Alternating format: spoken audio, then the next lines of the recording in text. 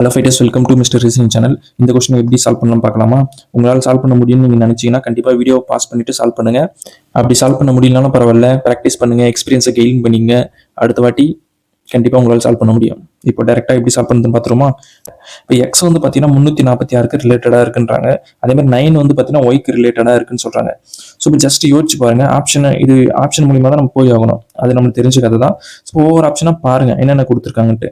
So இப்போ இங்கே 346 பார்த்தீங்கன்னா 7ஓட ஸ்கியூப் மாதிரி இருக்குல்ல. 7ஓட ஸ்கியூப்னா என்னது? 343. அதுலேருந்து +3 பண்ணியிருக்காங்க. அப்போ ஆப்ஷனில் 7 நம்மளுக்கு இருக்கு எக்ஸுக்கு. அப்போ நம்ம இதே ட்ரை பண்ணி பார்க்கலாம்ல.